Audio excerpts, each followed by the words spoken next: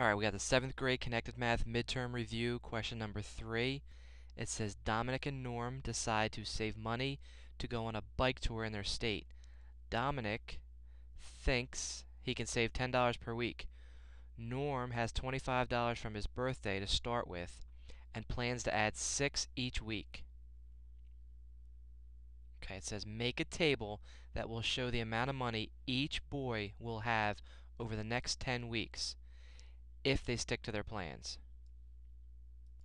All right, we have two different scenarios here. So, since Dominic's on top and they gave us these names, which they may not do or we may not do in the midterm, but let's use them since they gave them. What's Dominic's situation here? He can save $10 per week. So at week 0, he does not have any money. And he is saving $10 each week. So at the end of week 1, he'll have $10. At the end of week 2, he'll have $20. And so on and so forth. So you should be able to fill out the rest of Dominic's numbers on the chart. Okay, we have our answers here. Now it says Norm has $25 from his birthday to start with. So he's already starting with 25, and he adds $6 per week. So at week 0, does Norm have money? The answer is yes, he already has $25. So we're going to put 25 in this space here. Now if he adds 6 per week, at the end of week 1, he's going to have $6 more for a total of 31. Okay?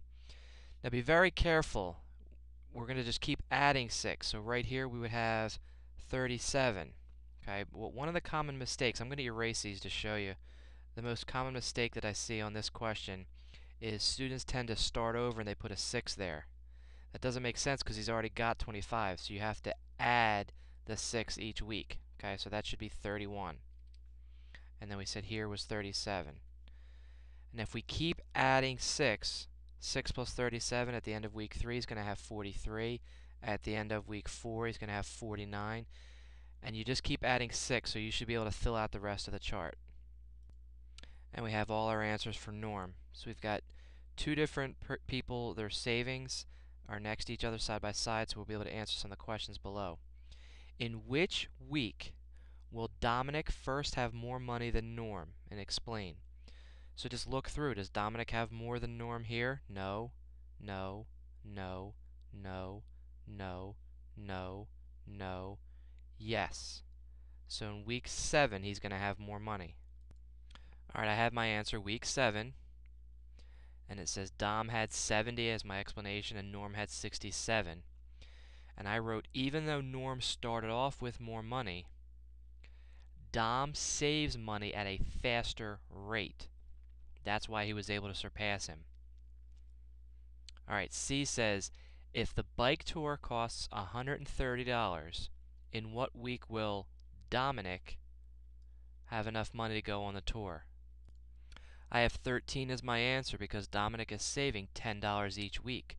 So in week 4, he'll have 40. Week 5, he'll have 50. So in week 13, he'll have 130. 13 times 10 is 130. All right, D says if the bike tour costs $130, in what week will Norm have enough money to go on the tour? One way to figure this out is to use formulas that we learned earlier this year. Norm starts off with $25, and he adds $6 per week, and that will give him his total amount of money. Now we know the total amount of money he needs is 130, so we can put a 130 there. Now you can use algebra to solve this, or you can just guess and plug some numbers in for weeks. For instance, you could plug in, since you know he's only got 85 at week 10 and he needs 130, you can guess something higher than 10 and plug a number in there. Or you can use the algebra that we also learned. Like a seesaw, I subtracted 25 from each side. 25 minus 25 cancels out. 130 minus 25 leaves me with 105. Now the problem is I want to get W by itself. Right now W is being multiplied by 6, so I want to divide by 6. But whatever I do to one side, I have to do to the other. So I have to divide 105 by 6 as well. 6 divided by 6 cancels out, and that'll leave me with W equals 105 over 6. 105 over 6 is the same thing as 105 divided by 6. So here's where you can pull out your calculator to figure out the answer. And we get 17.5 as our answer. So W equals 17.5. So in other words, it's going to take him 17.5 weeks to have enough money. So when it says what week will he be able to go, he's going to be able to go on week 18. Because 17 he won't have enough. At the end of week 18 he will. Now we're showing you this method for a reason, because you need to know the algebra in case the numbers are really big. However, in this problem, if all else fails, since 130 is not that astronomical, you could, if you can't remember any of this, just keep adding 6. So week 11 would be 6 more, so it would be 91. And then week 12 would be 6 more, and you keep going until you hit the number you need. And you would see that you would hit it at week 18. Okay? Try to use the algebra, though, because the reason you're being taught this is because they're not going to always be simple problems where the number is not that far away. Like if I said $17,300 for the bike tour, you're not going to keep adding 6 and adding 6. You'll never finish the midterm. Okay? All right, and the last question for this problem, for number 3, says predict how much money Norm will have saved by week 15. Well, we know he's had $25 and he saves $6 per week to get his money. Well, they're asking us to predict week 15.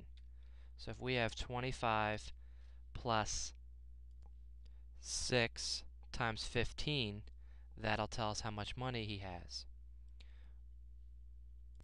Order of operations tells us to do 6 times 15 first. When a number is smushed up against a parenthesis, it means multiply. So we're going to multiply first, then the last thing you do is add on the 25. So we have 25, I brought that down because we haven't used it yet, plus I brought that down because we haven't used it yet. I changed this to 90 because we just did that part of the problem, 6 times 15, equals m, which we haven't touched yet. So m equals 115. So how much money will he have saved by week 15? $115. That's the end of number 3.